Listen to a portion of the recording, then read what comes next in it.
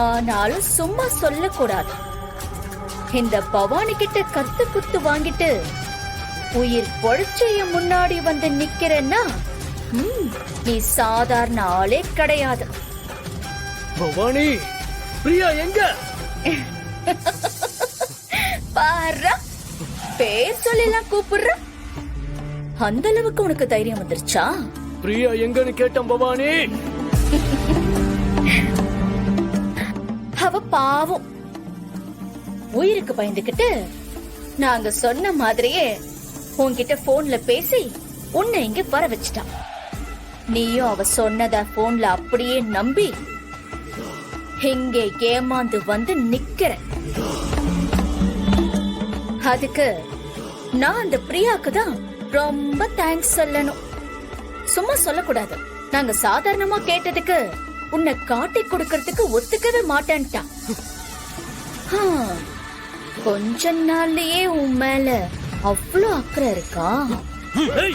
சரி சரி, அத பத்தியெல்லாம் எனக்கு எதுக்கு? வந்த வேலைய முடிக்க வேண்டியதுதான்.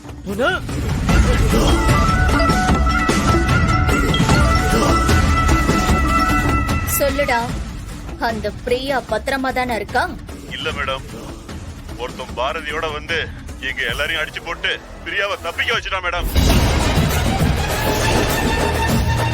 இப்ப அந்த பாரதி கடத்தி வச்சிருந்த பிரியாவை காப்பாத்தி கூட்டிட்டு போயிட்டா. இப்ப அவ கூட தான் மேடம் பேசிக்கிட்டு இருக்கா. ஏய், என்னடா சொல்லி தொலைற? பாரதி அங்க வந்தாளா? அவ கூட பேசிக்கிட்டு இருக்காளா? என்ன சொல்ற? எனக்கு ஒண்ணும் புரியல.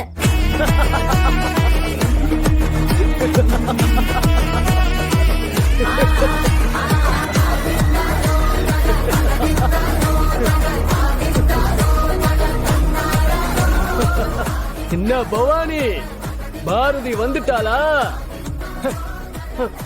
கல்ல பயம் தெரியுது.